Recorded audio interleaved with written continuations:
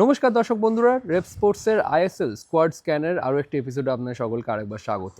গতকাল আপনারা north east এবং কেরালা ব্লাস্টার্স নিয়ে ডিটেলসে জেনেছেন এবং আজকে এই এপিসোডে কথা বলবো ইন্টারকাশি নিয়ে। ইন্টারকাশি এবারের আইএসএলের নিউলি প্রমোটেড সাইড এবং ইন্ডিয়ান ফুটবল হিস্ট্রিতে যদি কোনো ক্লাব সেকেন্ড ডিভিশন থেকে ফার্স্ট ডিভিশনে যদি দ্রুততম কেউ কোয়ালিফাই করে থাকে সেটি হলো ইন্টারকাশি। সুতরাং এটা একটা অনন্য নজির যেটা করেছে ইন্টারকাশি। এবং অবশ্যই আই লিগ তারা চ্যাম্পিয়ন হলো, প্রথমে তাদেরকে চ্যাম্পিয়ন ঘোষণা করা হয়নি, চার্চিল ব্রাদার্সকে ঘোষণা করা হয় এবং তারপর মাঠের বাইরেও তাদেরকে কিন্তু লড়াইটা চালিয়ে যেতে হয়। তারা ক্যাশে যায় এবং তারপর তারা সেই কেসটা জিতে শেষমেশ তারা কিন্তু এই আই লিগ চ্যাম্পিয়নের তকমাটা পেয়েছে এবং তারা তাদের প্রথম আইএসএল এবার খেলতে নামবে। তাদের প্রথম ম্যাচ এফসি গোয়ার বিরুদ্ধে, ওপেনিং ডেতে তাদের প্রথম ম্যাচ, দ্বিতীয় ম্যাচটা তাদের।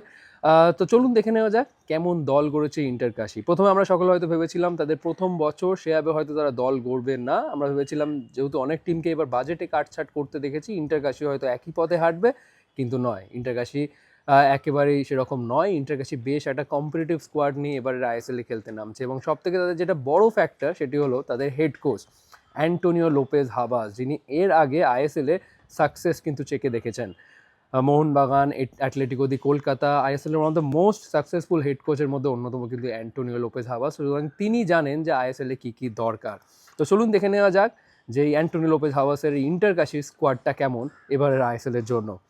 প্রথমে গোলকিপিং ডিপার্টমেন্ট দিয়ে শুরু করা যাক, কারণ এদের এই গোলকিপিং ডিপার্টমেন্টে একটা বড় চমক রয়েছে। অনেক দিন পরে আপনারা হয়তো আইএসএলে তেকাটির নিচে বিদেশি গোলকিপার খেলতে দেখবেন। শেষবার আমরা দেখেছিলাম দিল্লি ডায়নামোসে একজন স্প্যানিশ গোলকিপার ছিল এবং তারও আগে যদি কেউ খেলে থাকে সেটি হলো এডেল বেটে। তিনিও খেলেছিলেন এই অ্যান্টোনিও লোপেজ হাবাসের আন্ডারে অ্যাটলেটিকো দি কলকাতার হয়ে। এবার ইন্টারকাশির লুইস টারেস নামের একজন স্প্যানিশ গোলকিপারকে সই করিয়েছেন। তিনি নিয়মিত স্পেনের সেকেন্ড ডিভিশনে খেলেছেন। সুতরাং সব কিছু ঠিকঠাক থাকলে ইন্টারকাশি তাদের গোলের নিচে বিদেশি গোলকিপার খেলাতে পারে, কিন্তু সেই মুভটা কতটা অ্যাডভান্টেজ হবে নাকি ডিসঅ্যাডভান্টেজ হবে টিমের জন্য, সেটা আইএসএলে যখন খেলবে ইন্টারকাশি তখনই দেখা যাবে। এবার ডিফেন্সে চলে আসি, কিন্তু তার আগে গোলকিপিংয়ে আমরা শুভম দাসের নামটাও মেনশন করা উচিত, কারণ এতদিন ইন্টারকাশির হয়ে কনসিস্টেন্টলি কিন্তু গোলের নিচে পারফর্ম করে গেছে এই শুভম দাস। গত মৌসুমে সুপার কাপে তিনি একটা গুরুত্বপূর্ণ সেভ দিয়ে, ব্যাঙ্গালোরের বিরুদ্ধে টাই ব্রেকারে গুরুত্বপূর্ণ সেভ দিয়ে তার দলকে পরের পর্বে নিয়ে যেতে সাহায্য করেছিলেন। এবার চলে আসি ডিফেন্সে বেশ কিছু বদল হয়েছে, বাট ডেভিড হিউম্যানেস ইনি হচ্ছেন এই একটিমাত্র বিদেশি ডিফেন্ডার ইন্টারকাশে, যিনি গতবারও আই লিগ উইনিং ক্যাম্পেনের পার্ট ছিলেন।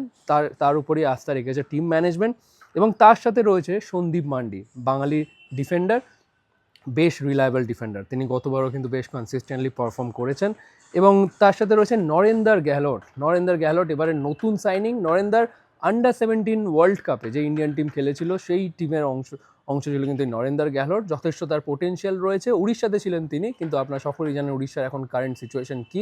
তো সেই কারণে তিনি টিম চেঞ্জ করে এবার তিনি ইন্টারকাশিতে এসেছেন। সব কিছু ঠিকঠাক থাকলে রেগুলার গেম টাইম পাওয়ার সম্ভাবনা রয়েছে কিন্তু এই নরেন্দার গ্যাহলটের। এবং খুব সম্ভবত ডেভিড হিউম্যানেস এবং নরেন্দার গ্যাহলট একসাথে তারা জুটি বাঁধতে পারে সেন্টার ব্যাকে। রাইট ব্যাকে প্রবীর দাস তিনি এবার জয়েন করেছেন। সুপার কাপের সময় তিনি জয়েন করেছিলেন টিমের সাথে, কিন্তু এবারের আইএসএলটা তার জন্য একটা গুরুত্বপূর্ণ মঞ্চ, কারণ আমরা শেষ 2 বছর যেই প্রবীর দাসকে দেখেছি সেটা একটু হলো অচেনা। কারণ আগে আমরা প্রবীর দাসের সেই রান, ফ্ল্যাঙ্ক দিয়ে সাইড ব্যাক ওভারল্যাপ এবং আবার ঠিকঠাক সময়ে ফল ব্যাক, সেই প্রবীর দাসকে আমরা অনেকদিন হলো দেখিনি।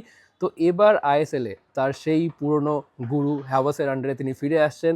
কেমন তিনি করেন এবারের আইএসএলে সেটা দেখার জন্য আমরা মুখিয়ে রয়েছি। প্রবীর দাসের সাথে যদি আমরা দেখি রয়েছে অবশ্যই অনিল চাওয়ান এবং তার সাথে কার্তিক পানিকার এবং নিশ্চল চন্দন। এই নিশ্চল চন্দন যিনি গতবার চার্চিল ব্রাদার্সে হয়ে বেশ কনসিস্টেন্টলি পারফর্ম করেছেন আই লিগে। তার হাইট রয়েছে, ফিজিক্যাল অ্যাবিলিটি রয়েছে, তিনি কিন্তু বেশ ভরসাযোগ্য একজন ডিফেন্ডার এবং অবশ্যই যদি হাবাস থেকে গেম টাইম দেয় আমার মনে হয় তিনি প্রমাণ করে দেখাতে পারবেন আসন্ন আইএসএল মৌসুমে। মিডফিল্ডটা দেখে নেবো। মিডফিল্ডে দেখার আগে অবশ্যই প্রবীর দাস নিয়ে তো কথা বললামই। এবার মিডফিল্ডে যদি চলে আসি, সুমিত পাসি ইন্টারকাশির একবারে শুরু থেকে রয়েছেন টিমের সাথে, ক্যাপ্টেন আর্মব্যান্ডও পড়েন তিনি। সুমিত পাসির সাথে রয়েছে সার্জিও লামাস, এই আরও একটি বিদেশির নাম সার্জিও লামাস।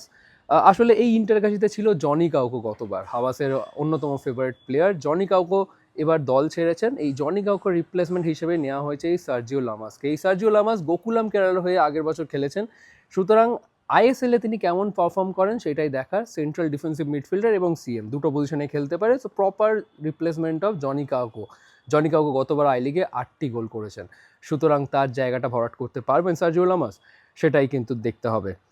সার্জিও লামাসের সাথে আমরা যদি দেখি নিশু কুমারও কিন্তু রয়েছে। নিশু কুমারকে নামটা আমরা মিস করে গেছি, ডিফেন্সে মেনশন করা উচিত ছিল। নিশু কুমার ইস্ট বেঙ্গল ছেড়ে তিনি জামশেদপুর গিয়েছিলেন সামার উইন্ডোতে, এবং এবার উইন্টার উইন্ডোতে তিনি জামশেদপুর ছেড়ে ইন্টারকাশিতে এসছেন, এবং সব কিছু ঠিকঠাক থাকলে আমার মনে হয় নিশু কুমারও গেম টাইম পাবেন, কারণ এই টিমে এর আগে নারায়ণ দাস খেলছিলেন, লেফট ব্যাক পজিশনে নারায়ণ দাস খেলছিলেন, সুতরাং নারায়ণ দাস যেহেতু দল ছেড়েছেন, আমার মনে হয় নিশু কুমারের গেম টাইম পাওয়ার একটা সম্ভাবনা রয়েছে। হাবাসের আরও এক পুরনো ছাত্র, তিনিও ফেরত এসছেন এবার ইন্টারকাশিতে, তিনি হলেন জয়েশ রানে। জয়েশ রানে সেই এটিকেতে হাবাসের আন্ডারে সেই যে নজর কেড়েছিলেন, তারপর কনসিস্টেন্টলি নিয়মিত আইএসএল খেলে আসছেন বেঙ্গালুরু, এবং শুধু খেলেই আসেননি, তিনি কিন্তু চ্যাম্পিয়ন দলেরও সদস্য। বেঙ্গালুরু, এটিকে বলুন, মুম্বাইতেও তিনি ভালো করেছেন, এবার তিনি ইন্টারকাশি জয়েন করছেন। হাবাসের আন্ডারে আবার তাকে পূর্ণ ফর্মে দেখা যাবে, সেটাই দেখার। এবার আমরা অ্যাটাকিং লাইন আপে একটু চলে যাই। অ্যাটাকিং লাইন আপে বেশ কিছু ইন্টারেস্টিং নাম রয়েছে, কিন্তু প্রথম যার নামটা দিয়ে শুরু করব সেই আমার একটু পছন্দের প্লেয়ার। আপনারা হয়তো একজন তারকার নাম খুঁজছেন, তিনি নয়, তিনি বেশ তরুণ তুর্কি, রোহিত দানু। এই রোহিত দানুর মধ্যে যথেষ্ট পোটেনশিয়াল রয়েছে। ইয়াং প্লেয়ার, আন্ডার-23 আন্ডার-23 ন্যাশনাল টিম বলুন বা আন্ডার-21 ন্যাশনাল টিমও, এজ গ্রুপ ক্যাটাগরিতে ন্যাশনাল টিম তিনি রিপ্রেজেন্ট করেছেন, যথেষ্ট পোটেনশিয়াল। বেঙ্গালুরুর একাডেমির প্লেয়ার, বেঙ্গালুরু সিনিয়র টিমে কয়েকবার তিনি সুযোগ পেয়েছেন, নিয়মিত গেম টাইম পায়নি, বাট আমি বলবো ইন্টারকাশির এটা আই থিঙ্ক গ্রেট সাইনিং, কারণ এই ইন্টারকাশিতে ছিল এডমুন্ড লালরিন্ডিকা, যিনি ইস্টবেঙ্গলে জয়েন করেছেন। খুব সম্ভবত এডমুন্ডের রিপ্লেসমেন্ট হিসেবে এই রোহিত দানুকে স্পট করেছে ইন্টারকাশি। এবার চলুন দেখে নিই অ্যাটাকিং বিভাগে বিদেশি কারা কারা রয়েছে। মারিও বার্কো, যিনি কনসিস্টেন্টলি পারফর্ম করে আসছে ইন্টারকাশির হয়ে, 31টা গোল আছে তার ইন্টারকাশির হয়ে, সুতরাং তাকে ছাড়ার কোনো প্রশ্নই নেই, তাকে ধরে রেখেছে ইন্টারকাশি, এবং তার সাথে নতুন এক স্ট্রাইকারকে জুড়েছে এবার ইন্টারকাশি, নরিস পেটকে ভিসিউস, যিনি হলেন লিথুয়ানিয়া স্ট্রাইকার। মাত্র 25 বছর বয়স তার, সামনে লম্বা ক্যারিয়ার পড়ে আছে। সো এই নরিস লিথুয়ানিয়ার হয়ে ন্যাশনাল টিমের হয়ে 4টি ম্যাচ খেলার অভিজ্ঞতা রয়েছে তার, সুতরাং এই নরিস কিন্তু সারপ্রাইজ প্যাকেজ হতে পারে ইন্টারকাশির জন্য। এরই সাথে আলফ্রেড প্লানেস হচ্ছে উইঙ্গার, যিনি গোকুলামের হয়েও খেলেছেন, তাকেও নিচে এবার ইন্টারকাশির দলে, সুতরাং আক্রমণ বিভাগে 3জন বিদেশি রয়েছে, নরিস, আলফ্রেড প্লানাস এবং মারিও বার্কো। এরই সাথে আরও একটা নতুন সাইনিং করেছে এবার লেন ডগলেন, তিনি বেশ অভিজ্ঞ একজন উইঙ্গার, আইএসএলে তিনি নিয়মিত খেলে এসেছেন বছরের পর বছর। দেখা যাক তার এই অভিজ্ঞতাটা কতটা কাজে লাগে এবার এই ইন্টারকাশির দলে। সুতরাং এটাই হচ্ছে ওভারঅল স্কোয়াড অফ ইন্টারকাশি। কিন্তু আবার আমাকে কথা বলতেই হচ্ছে যে ইন্টারকাশি অবশ্যই আইএসএলে 4টে বিদেশি খেলানোর নিয়ম, সুতরাং তারা এই যে বিদেশি গোলকিপার সই করলেন, তো তারা কি বিদেশি গোলকিপারকে খেলাবে? বিদেশি গোলকিপারকে যদি তারা খেলায় গোলের নিচে, তাহলে বাকি আউটফিল্ডে তারা খেলাতে পারে মাত্র 3টি বিদেশি, সুতরাং সেটা কি কোথাও গিয়ে একটা অ্যাডভান্টেজ হবে নাকি ইন্টারকাশির জন্য ডিসঅ্যাডভান্টেজ হবে, সেটা এখনও পরিষ্কার বোঝা যাচ্ছে না। অবশ্যই আইএসএল শুরু হলে ইন্টারকাশি কেমন খেলে, কেমন লাইন আপ নামে অ্যান্টোনিও হাবাস, সেটার পরই বোঝা যাবে। তো চলুন দেখে নিই প্রথম 5টা ফিক্সচার অফ ইন্টারকাশি, কারণ আমরা যদি দেখি ইন্টারকাশির প্রথম 5টা ফিক্সচার মিক্সড, টাফ আছে, ইজিও আছে, বাট ফার্স্ট দুটো ফিক্সচার আমার মনে হয় না খুব একটা কঠিন হবে ইন্টারকাশির জন্য। ফার্স্ট ম্যাচটা অ্যাগেনস্ট এফসি গোয়া, একবার প্রথম দিনেই ডাবল হেডার রয়েছে। দ্বিতীয় ম্যাচটা খেলবে ইন্টারকাশি অ্যাগেনস্ট এফসি গোয়া, এটা আওয়ে ম্যাচ ফর ইন্টারকাশি, গোয়াতে গিয়ে খেলতে যেতে হবে, এবং তারপরের ম্যাচটা রয়েছে ওড়িশা এফসির বিরুদ্ধে, এটাও আওয়ে ম্যাচ, বাট যদি দেখেন এটা সামহাও হোম ম্যাচই, কারণ এবারের আইএসএলে অ্যাজ অফ নাও ইন্টারকাশি তারা ঠিক করেছে যে কলিঙ্গ স্টেডিয়াম থেকে খেলবে, উড়িষ্যার কলিঙ্গ স্টেডিয়ামে তারা খেলবে। এখন তারা প্রিসিজন সার্চে চেন্নাইতে একটা ফ্যাসিলিটি রয়েছে, একটা কলেজ ক্যাম্পাসের ফ্যাসিলিটি, যেটা খুবই মানে আধুনিক এবং মডার্ন ফ্যাসিলিটি বা ইনফ্রাস্ট্রাকচার যাকে বলে, খুব সুন্দর মাঠ, এবং তারই সাথে হোস্টেল এবং কমপ্লেক্স রয়েছে, এখানে প্লেয়াররা থাকছে, এবং সেই হোস্টেল কমপ্লেক্সের পাশেই মাঠ, সেখানে প্র্যাকটিস করছে ইন্টারকাশি। কিন্তু এবারের আইএসএলে এখনও পর্যন্ত যেটা ঠিক হয়েছে যে তারা হোম ভেন্যু হিসেবে ধরে রেখেছে কলিঙ্গ স্টেডিয়াম। সব কিছু ঠিকঠাক থাকলে কলিঙ্গ স্টেডিয়াম থেকে উড়িষ্যা এফসি এবং ইন্টারকাশি খেলবে, সুতরাং দ্বিতীয় match against Orissa FC Kalinga স্টেডিয়ামে, third match against Kerala blasters away match, fourth match হলো জামশেদপুরের বিরুদ্ধে অ্যাওয়ে ম্যাচ, এবং ফিফথ ম্যাচ মুম্বাই সিটি এফসিও কিন্তু আস্তে আস্তে এবার ভালো দল গড়ছে, আরও একটি বিদেশি সই করেছে তারা। সুতরাং প্রথম 5টা ম্যাচ ডিফাইন করবে যে ইন্টারকাশি এবার আইএসএল ক্যাম্পেইনটা কেমন হবে। কিন্তু আমি মুখিয়ে রয়েছি গেম উইক 10-এ গিয়ে মোহনবাগানের বিরুদ্ধে ম্যাচটার জন্য, কারণ ফরমার টিম, অ্যান্টোনিও লোপেজ হাভাসের ফরমার টিম, সুতরাং সেটা বেশ একটা মাউথ ওয়াটারিং রাইভালরি হবে। ইন্টারকাশি বনাম মোহনবাগান সুপার জায়ান্ট, এই ম্যাচটার জন্য কিন্তু আমি অপেক্ষায় রয়েছি।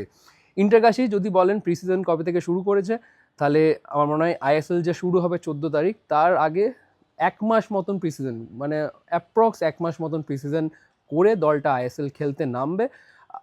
অলরেডি আই থিঙ্ক চেন্নাইয়ের বিরুদ্ধে একটা প্র্যাকটিস ম্যাচ তারা খেলেছে খুব সম্ভবত, নাহলে হয়তো তারা খেলার পরিকল্পনা করছেন, বাট প্র্যাকটিস ম্যাচ খেলে তারা আইএসএল খেলতে নামবে। আবারও বলছি, বাকি টিমেদের মতন মোহনবাগান আর ইস্টবেঙ্গল ছাড়া কোনো টিমই কিন্তু সেভাবে এবার প্রি সিজনও করেনি, সেভাবে প্র্যাকটিস ম্যাচও খেলেনি, সুতরাং সেইটার ইম্প্যাক্ট পড়ে নাকি আইএসএল শুরু হলে সেটা সময়ই বলবে। বাট তা বাদ দিলে আমার মনে হয় যথেষ্ট কম্পিটিটিভ স্কোয়াড রয়েছে ইন্টারকাশি, এবং তারা আবারও প্রমাণ করে দিয়েছে যে তারা এবার আইএসএলে শুধু অংশগ্রহণ করতে নয়, বরং অ্যাজ আ দাবিদার, একজন দাবিদার হয়ে তারা এবারের আইএসএলে কিন্তু খেলতে নামছে। প্রথমবার আইএসএল খেলতে নামছে ইন্টারকাশি এবং Antonio Lopez হাভাস, one of the most successful head coach in ISL.